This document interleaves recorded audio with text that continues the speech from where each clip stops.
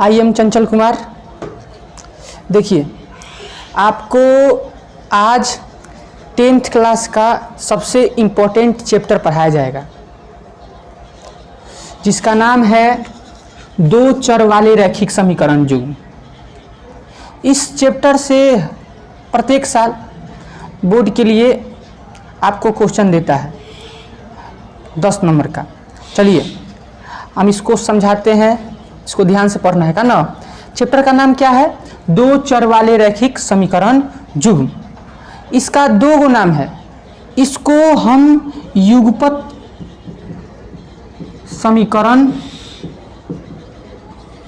समीकरण भी कह सकते हैं। देखिए लिखा है दो चर वाले रैखिक समीकरण युग्म, मतलब आपको चर कौ गो लेना है? दो गो लेना है।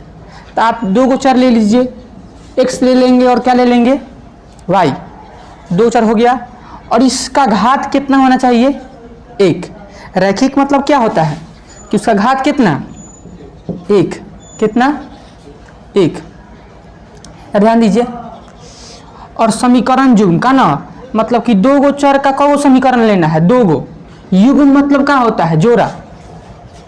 क्या होता है? जोड़ा। तो हमको दो चर का कौ समीकरण लेना है? दो गो। इससे दो गो चर हो गया, एगो समीकरण हो गया।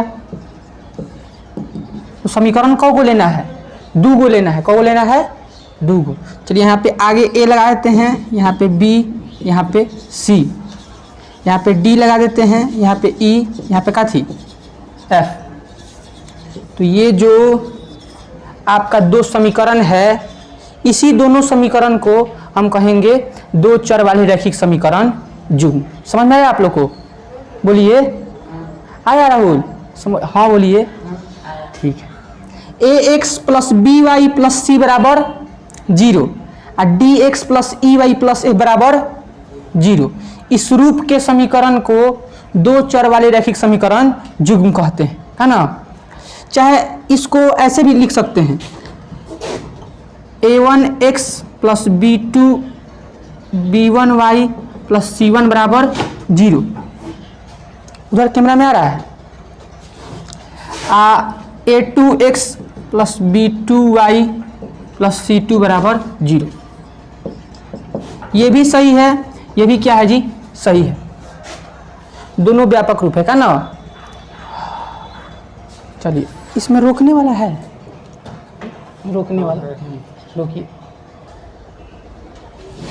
देखिए ये जो चीज है ax plus B Y plus C बराबर 0, dx plus E Y plus F बराबर 0।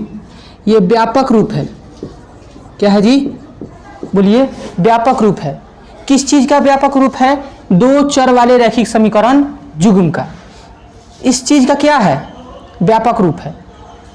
और इसको, इस दो समीकरण को बनाने का 5 तरीका है। कौ तरीका है जी? 5 गो। इसको 5 गो विधि से हम हल कर सकते हैं। अब पांचों विधि अभी हम बताएंगे, तुरंत पांचों विधि से हल करना भी बताएंगे। ध्यान दीजिए। तो कौ विधि है जी? 5 गो। पहला विधि है प्रतिस्थापन विधि, दूसरा तुलनात्मक विधि, तीसरा लुप्तीकरण विधि, चौथा ब्रजगुणन विधि और पांचवा अनुपात निर्णय विधि। मतलब इस 5 विधि से इस दो समीकरण को क्या कर सकते हैं? हल कर सकते हैं। चलिए जिसे देखिए आपके सामने बोर्ड पे है, ये क्वेश्चन है 2x प्लस 3y माइनस 19 बराबर 0 और 3x प्लस 4y माइनस 26 बराबर 0। यहाँ पे दो गो समीकरण है। इस दो समीकरण को आपको बनाना है। क्या करना है? क्या करना है जी? बनाना है। तो इसको कौ विधि से बना सकते हैं? 5 विधि से, का ना। और पांचों विधि से बनाएंगे तो आंसर क्या आएगा? सेम ही आएगा, का ना, बराबर आएगा। चलिए लाइन से बनाते हैं। सबसे पहले कौन विधि? प्रतिस्थापन विधि। प्रतिस्थापन विधि से हल, है ना। देखिए आपको सबसे पहले बोर्ड में पूछता है कि दो गो समीकरण देगा, कहेगा कि प्रतिस्थापन विधि से हल करे, तो प्रतिस्थापन विधि से बनाएंगे। और कहेगा कि लुप्तीकरण से हल करें, तो लुप्तीकरण विधि से बनाएंगे। अभी हम सब विधि का करेंगे, बताएंगे। तो सबसे पहले प्रतिस्थापन विधि का ना, चलिए ये समीकरण 1 है, ये समीकरण क्या है 2 है।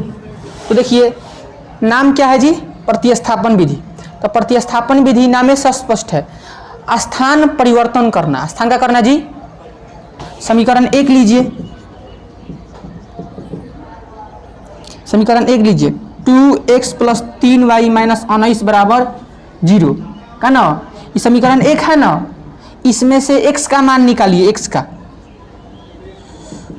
तो 19 माइनस में इधर आएगा तो प्लस में, 3y प्लस में इधर आएगा तो माइनस में, 2 गुना में इधर आएगा तो काती में हो जाएगा, भाग में। यहाँ तक आ रहा है, देखिए तो आ रहा है, यहाँ पे इधर साइड में है जगह। देखिए हम कह रहे हैं ना कि समीकरण 1 से आपको किसका मान निकलना है, x का, किसका जी, और इस x के मान को समीकरण 2 में प्रतिस्थापित कर देना है। प्रतिस्थापन मतलब क्या होता है कि एक में से x का मान निकाल के दूसरा में रखना, यही प्रतिस्थापन विधि है। प्रतिस्थापन विधि मतलब क्या होता है जी, एगो समीकरण से x का मान क्या करेंगे, निकाल के, और दूसरा में क्या करेंगे, तो रखिए, दूसरा में रखिए 2 से, यहाँ पे नीचे नहीं आ रहा होगा, यहाँ पे 2 में रखते हैं। 2 में क्या है, 3x + 4y - 26 बराबर 0। यहाँ रखिए x का मान, x का मान कितना है, 19 - 3y/2 + 4y - 26 बराबर 0। गुना कीजिए, अनिश्चिया 57 आ रहा है ना, देखिए ना आ रहा है, आ रहा है, बोलिएगा। तितरी के 9/2 + 4y - 26 बराबर 0, इतना हो गया। अब इस चीज़ को यहाँ पे, यहाँ बनाते हैं का ना, तो यहाँ पे मिटका देते हैं इसको, है?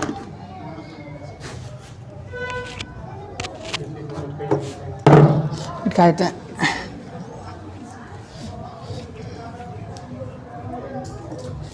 चलिए उसके बाद है यहाँ पे कितना आ गया, 57 - 9y/2 + 4y - 26 बराबर 0। इसके नीचे 1 है, इसके नीचे भी क्या है, 1 है। लघुत्तम हो जाएगा 2, 1 1 का 2 हो जाएगा, ये 2 से 2 का हो गया, कट गया, ऊपर बच गया 57 - 9y। 1 है तो डायरेक्ट गुना, 4 दूनी 8y माइनस 1 है तो डायरेक्ट गुना, बराबर 0।